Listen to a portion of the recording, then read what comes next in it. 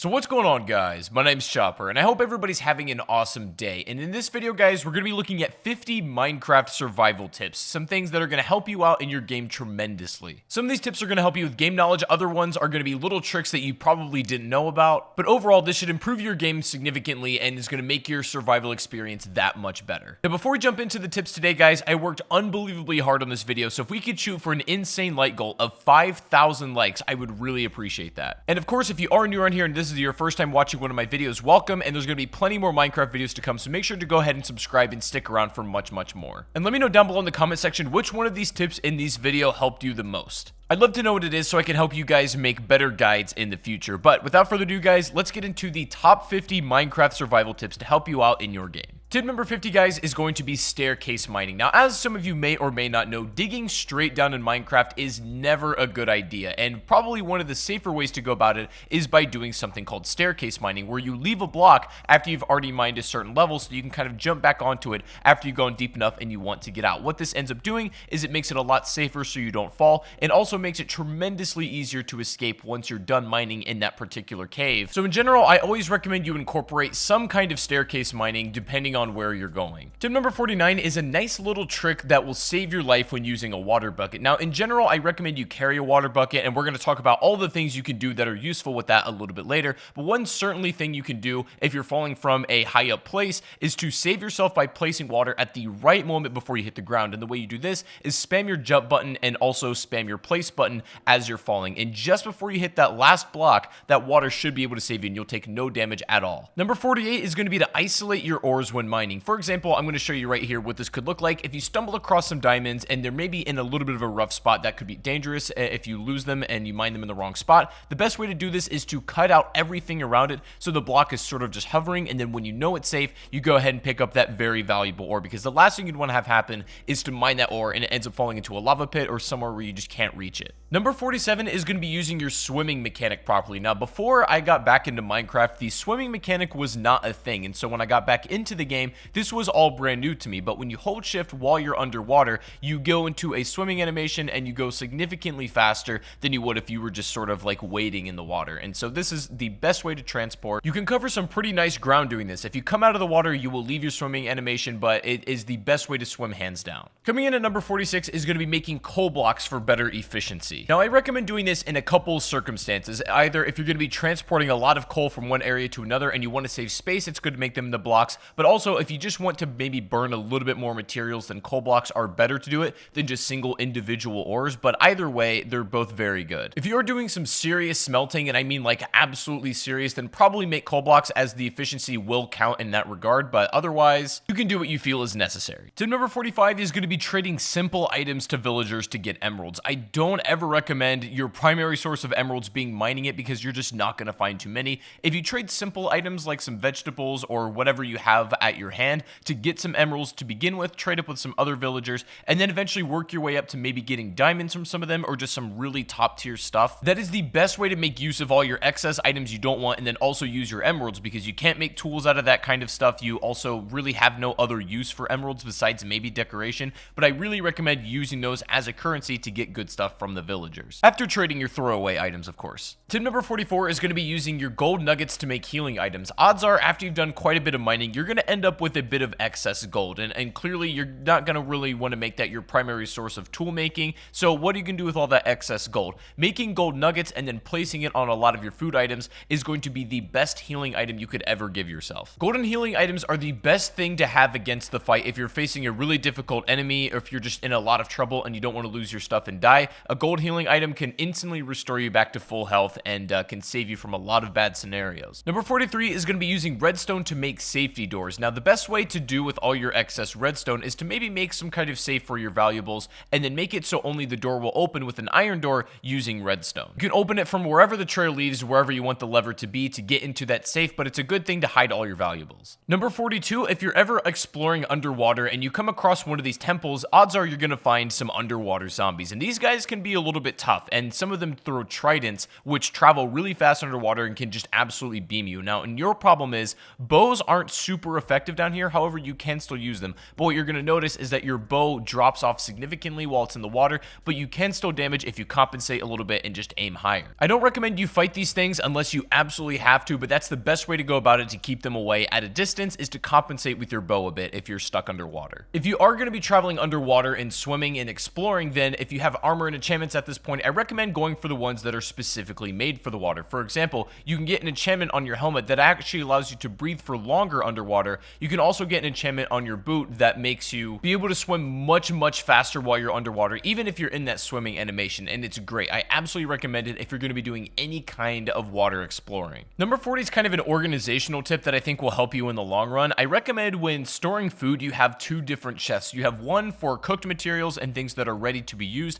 and then you have another chest for raw materials, just so when you kind of mix things up together, it gets a little bit disorganized. And if you do it right, making food, keeping the production up, and then also organizing your raw and then cooked resources makes your life way easier. Speaking of food, tip number 39 is going to be opening up multiple food sources for yourself. Now, it might take you a little bit to get to this point in the game, but eventually you'll have enough of a farm where you'll have a bunch of vegetables going at once. You can even have an animal farm for some just like extra sustenance. If you're able to set up multiple farms and you do them right, you'll never ever have to leave your house for food, and it's just almost an infinite generating source. Combine that with the fact that when you organize your food properly, then you'll never ever have to worry about food again, and you can focus your time on other stuff. I recommend setting up as many vegetables as possible, as well as having like both a pig and cow farm at the same time. Tip number 38 is going to be taming yourself a wolf and having it as a companion. Now, you can do this with multiple animals that will actually be your companion if you do it right. Like, for example, you can tame a llama if you so wish, and you can tame multiple animals as well, but definitely one of the essentials is to tame a wolf, have it as your companion, because it'll do so many great things for you. It'll follow you wherever you go. It'll fight for you if you start attacking something, and can be like a second hand in saving your life. Keep in mind, you cannot bring them to the nether, unfortunately, so they're going to have to stay in this part of the realm, but you can leave them in your house if you like as well. And as a side note, I just think they're honestly pretty cool to keep around. Number 37 is remembering that you can use excess wood as fuel if you so need to. Now, I don't recommend this for most players because odds are if you're able to gather enough coal, you're never going to need to use this. But a lot of people forget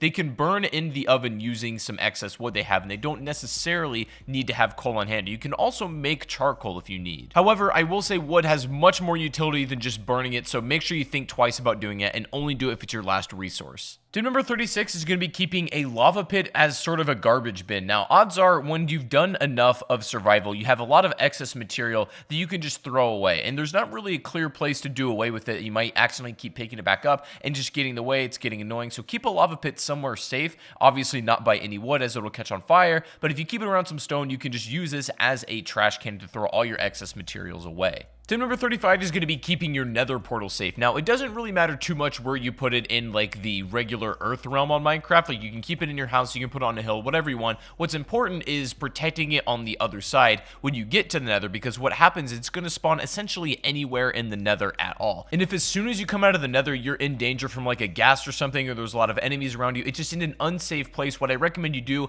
is kind of build like a turtle shell defense around your portal, because that's your really only ticket home. You've got to prevent that portal from being destroyed if it's under attack by any means necessary, so building a kind of turtle shell defense around that portal so it doesn't get blown up is the best way to keep it safe. Another thing you can do is build your corners of the portal out of cobblestone so that you save a little bit more of that obsidian if you need to make a secondary portal. Number 34, this is going to sound pretty self-explanatory, but it's still very important, is to make sure you're prepared when you're entering the nether. This means maybe have some enchantments for fire resistance, also have a water bucket, of course. Water bucket is arguably more important than anything you could take to the nether, so make sure you have one before you go. Having a lot of food is necessary because there's not a lot besides mushrooms you can get out of here either. A lot of this you guys know, but general preparedness is good. Number 33, guys, is going to be making a beacon to signal your house. Now, this is going to require you to get some pretty decent materials in this game, as well as some diamonds, so it's not something you can build right off the bat, but when you have the resources in order to be able to build the beacon, it's so unbelievably good to have because it'll mark a spot that'll shine a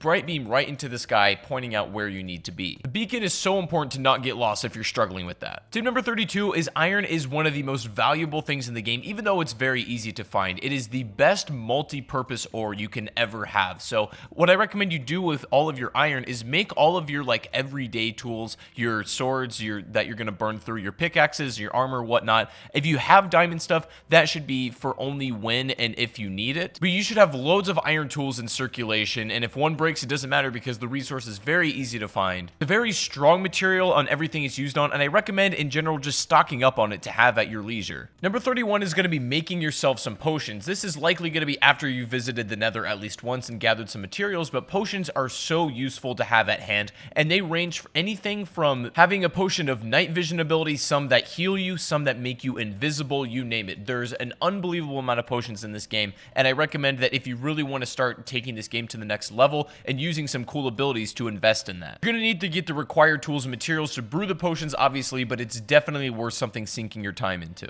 Tip number 30 is going to be looting desert temples if you're ready and you know what you're doing. Now, this is basically like a big noob trap here. If you don't know what these are all about, it'll present to you a chest at the bottom of the temple that looks very easy to get. But as some of you experienced Minecraft players, you'll know that this is a trap and you'll end up dying. The whole temple will essentially explode if you kind of fall into the trap. But clever players know a way around this, and you can actually get the loot out of it. Some of the loot you can find are things like saddles. You can find horse armor. Some really rare and interesting items can be taken from these desert temples, but they obviously do come with a risk if you're going to be approaching them. And that leads nicely also into tip 29, which is going to be raiding woodland mansions also if you know what you're doing and if you're ready. The thing is, these woodland mansions are a little bit hard to raid and kind of come away with it alive, but if you're able to do so, most likely you're going to come away with a totem of undying, and essentially this is an item that if you're holding it in your hand and you take a death, it will instantly revive you. Minecraft right now, this is really the only way to cheat death like that, and it's probably the best item in the entire game. Again, looting a desert temple or trying to raid a woodland mansion both come with their risk, but they certainly have great rewards if you're able to do them correctly. Number 28 is going to be crouch walking backwards when fighting spiders, as it's going to make them a lot harder for them to hit you. This works best on spiders, of course. All enemy types aren't going to have a hard time if you're crouch walking backwards, but if you're specifically fighting a bunch of these, then this might not be a bad thing to do. Tip number 27, we talked about the benefits a little bit, but I'm going to go into more detail here. Carrying a water bucket for literally doing anything is a must-have, especially when mining.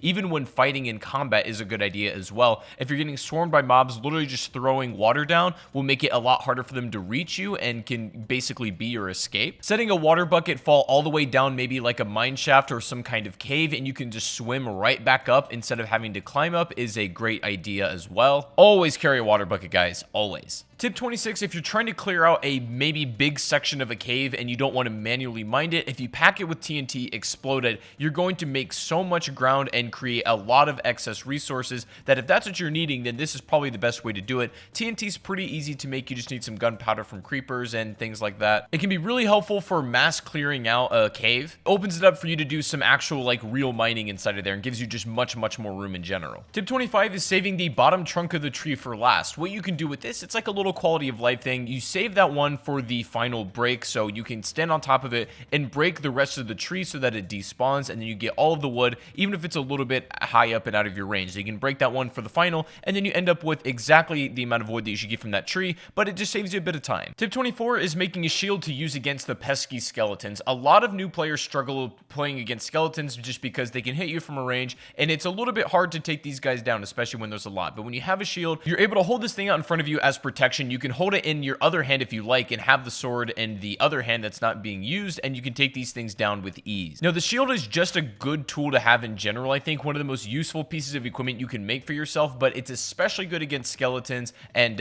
pretty much all of the other mob enemy types. In my opinion, a shield is just as crucial as having, like, say, a sword or, say, having a pickaxe. They don't take too much to put together. They last quite a long time as well, so they're all around amazing. Tip 23 is going to be sprint jumping. Now, this is a pretty easy one to get a hold of. This is just jumping while you're holding your sprint key. It's the easiest way and fastest way to get around as well. Faster than sprinting. It does take up a lot of your hunger, but it is by far the most efficient way to get around. Now, if you have it as a setting, I recommend you turn it off because it's just easier to manually control aside from it making you auto jump, but it's the best way to get around, and there's nothing really to it. Number 22 is to go ahead and make an anvil. Now, these are great for repairing all of your tools that maybe are low in durability and are close to breaking. All you need is the tool itself, maybe a resource, and then some XP in order to create this. Highly recommend you use this to maintain your valuable tools. This means like a diamond sword, a diamond pickaxe, and even armor. Anything you don't want breaking, an anvil will make sure that happens. Tip number 21 is it's going to be best to fish while it's raining. This will give you the best odds at getting a lot of fish. It's also really good to do this when we talked about opening multiple food sources. Maybe while you have other food cooking, go ahead and start fishing to just gather some more raw materials.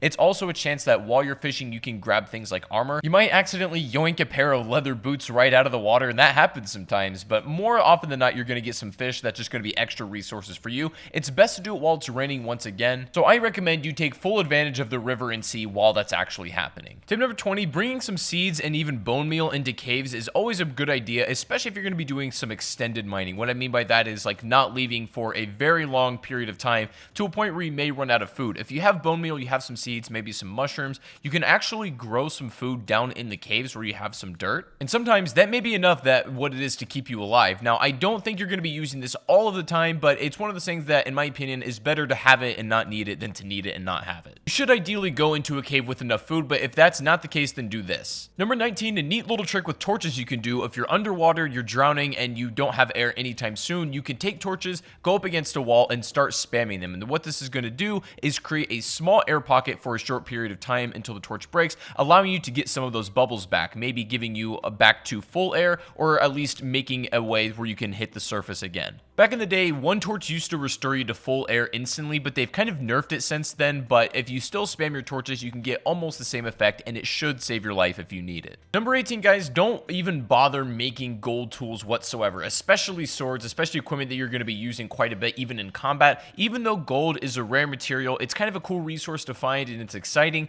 Gold does not make for good utility. The hit power on gold swords is pretty weak. The durability on every single tool with it is very, very low as well. You're better off making iron for your, your general day-to-day stuff, but use gold for other things like healing items, not tools. Number 17, guys, is going to be placing torches on the ground to help prevent mob spawns better. Now, when you're lighting up a cave, the way mobs spawn is just basically from the darkness. And so if you're able to light up the cave enough, that will prevent any mobs from spawning. However, the best way to do this, the most efficient way, is to have them on the ground where it carries the most light. You definitely can put them on the walls, and especially in really dark corners, do what you got to do, but having them on the ground, lighting up a really nice pathway is the best way to keep your cave safe. Speaking of mobs, number 16 is mobs cannot spawn on half slabs. This is just some useful information to know. They can essentially spawn anywhere except this, so use that information how you like. If you want to kind of maybe line something with safety on half slabs to prevent mobs from spawning, go ahead and do that, and I recommend it. Not something that's super practical, but it's definitely good information just to keep in the back of your mind if you ever need it. Tip number 15, when getting familiar with the different enchantments, there's one in particular you might like, which is called Silk Touch, and this allows you to mine an exact block without breaking it. So for example, you could take a Silk Touch pickaxe and then mine a piece of glass without breaking it down, because otherwise if you just use a regular tool, the glass would shatter. But you can use Silk Touch to actually mine the block itself, and this goes for anything in the game using that Silk Touch enchantment. Also, speaking of enchantments, tip number 14 is I recommend you get another enchantment on your pickaxe called Fortunate before you mine diamonds. What this is going to do whenever you come across some diamond ore is you're going to net more diamonds out of that ore than you otherwise would without Fortunate. It's just a good thing to have in general. Tip 13 is going to know that different foods grant you different saturation levels. So for example, some lighter foods like an apple or a carrot are not going to last as long in your hunger bar as like more heartier food like a golden apple per se, or even like a steak or a pork chop. These things mean that the hunger bar will last longer. It's more of a heavier food essentially. So that's why sometimes you might eat like a lot of bread, but you realize your hunger bar goes down pretty quickly and you're wondering why, rather you eat a steak and it lasts significantly longer. That's the reason. Tip number 12, if you're going to be growing sugarcane, which I recommend you do because it's a great resource, is to grow on sand. People claim that this is the best way and the fastest way to grow sugarcane, and the reason you want the resource is because sugar is not only an important ingredient in making cakes, but it's also really good for trading with villagers, as oftentimes that's what they want. Having a block of sand in contact with water, maybe near your house or by your farms, is probably the easiest way to go about it. Number 11 is keeping your hotbar organized. This is important, and there's no really right way to do it. You do whatever feels comfortable to you, but for me, I like to keep my sword in my first slot, either my pickaxe or my bow in my second, and then my shield in my third, torch in my fourth, water bucket in my fifth, and then my food in my sixth, and just whatever miscellaneous stuff you might have. But you can organize it however you like and whatever you're comfortable with, but make sure that you can get to anything you need in a moment's notice. Number 10, if you're struggling with Endermen, a really good thing to do is just put that water bucket in front of you. Endermen normally calm down if they're submerged in water, but if one is just being pesky and you're having trouble fighting them off, instead of getting close enough to use your sword and then you kind of put yourself in danger, just simply putting a water bucket down over and over again will cause them to go away and then take damage over time. They really don't like water, so if you surround yourself with water, you make it a lot harder for them to get actually up to you. Probably the best defense you can have against these guys, if I'm being honest. Number 9 is timing your swings when sword fighting, because that is absolutely crucial for doing the most amount of damage. Now, if you just spam your sword, you can still hit people, but the hits are going to be a lot weaker than they otherwise would if you let your swipe kind of recharge. What you want to do to deal maximum damage is let your swing reset, and the moment it resets, you swing again. So you can get the most amount of hard hits in, but with also the least amount of time in between those hard hits. Tip number 8, you can set up a spawn trap in the nether with really any sort of enemy type in the castle by blocking it off with stone and then just fighting them from there, keeping them behind, keeping a spawn portal on the other side. You'll have infinite enemies and you can kill them at your leisure without really being in any danger. Infinite XP, and it's an amazing way if you just want to upgrade armor, make potions, that kind of thing. I really recommend you set up at least one of these. Number 7, upon defeating a raid, you'll be granted with the effect called Hero of the Village, and what this allows you to do is reduce the cost of the first trade with any villager by 30%, and it's something that's really going to be extremely useful. If you're trading something valuable, maybe in order to get diamonds, it's great for that. If you beat a raid, take advantage of this effect as much as you possibly can. Tip number 6 is keeping your ender eyes or anything extremely valuable in an ender chest. You can hide it somewhere in the world where it's basically no chance of being destroyed. Put the other side in maybe like your safe house, and the thing is, between these two chests there's a connection, so you can pull any items that are in that ender chest from either side, and this is the best way to keep ender eyes just in case one chest gets destroyed. You don't lose all of that progress. You won't have these right off the bat, but definitely invest in some ender chests when you can. Tip number 5, make sure you use your crouch walk when you're crawling through tight spaces, or if maybe you're high up on an elevation with a chasm underneath you. When you're crouch walking, you have zero chance when you're holding that crouch to fall off that side. Even if you kind of back up into it, you let go of that crouch, if you're still in that position, you won't fall. If you move any more farther than that without crouching, then you will fall down that chasm, but this is the best way to be safe and really not fall off any places that you shouldn't. Number 4, if you're going to be traveling by boat, make sure when you leave it, you go ahead and hit it a couple times to break it and take it with you. I see a lot of people just leaving their boat where it is and then maybe kind of forgetting about it, but if you break it and then you pick it back up, you can place it anywhere you like as well. Tip number 3, putting 2 chests back to back. You can make a double chest, and they're unbelievably useful this way. You have so much room in them, pretty much in excess of more than you'll ever need. You can have an entire storage area if you want of just complete double chests. They're really easy to pull from, and they look stylish as well, so there's no reason to not have it. Tip number 2, if you do end up defeating the Ender Dragon and you get the dragon egg, then hold on to it and keep it somewhere safe, because there's literally only one per game, and they're so rare you can't even spawn them in creative mode if you would like to. The dragon egg, if you manage to get it, is the most rare item in the game, so hold it tight and keep it somewhere where you're not going to lose it. Now finally guys, coming in today at the number 1 spot, if you've made it this far in the video, then let me know in the comment section just by leaving a smiley face. I'd really appreciate that. Thank you so much for watching if you made it to the end, but the number 1 survival tip I can give you guys that it's really going to help you out practically is to make yourself a compass and a map. These, I think, are by far the most important tools you can do for yourself, especially if you're new to Minecraft, you're a little bit of a beginner, and you just want some extra tips for surviving in this game. What a map is going to do is basically mark out exactly where you are, maybe where your house is, and the general vicinity of the area surrounding you. Now, the compass, if you get too far to the range of your map, will give you the general direction of which you need to head in order to get back home. These two tools in combination, even if you want a clock, which can be helpful, it's more or less just decoration, but these two tools in conjunction will make it so that you never ever get lost in this game, and so they're unbelievably helpful, and I cannot recommend them strongly enough. But guys, that is going to be 50 Minecraft survival tips in 2019. I really hope this did help. If it did, make sure to leave a like. As I said, we're going to go for 5,000 likes on this video, and I'd appreciate that so much. And if you want more Minecraft videos like this, make sure to go ahead and subscribe and stick around, as there's going to be much more on the channel. Let me know in the comment section which survival tip helped you out the most, and if there's any Minecraft survival tip that you think I should have included in this video and I didn't, let me know what that is down below in the comment section as well. But I hope you guys enjoyed. Make sure to subscribe and stick around, and I'll see you guys in the next stream or the next video. Take it easy, and peace out.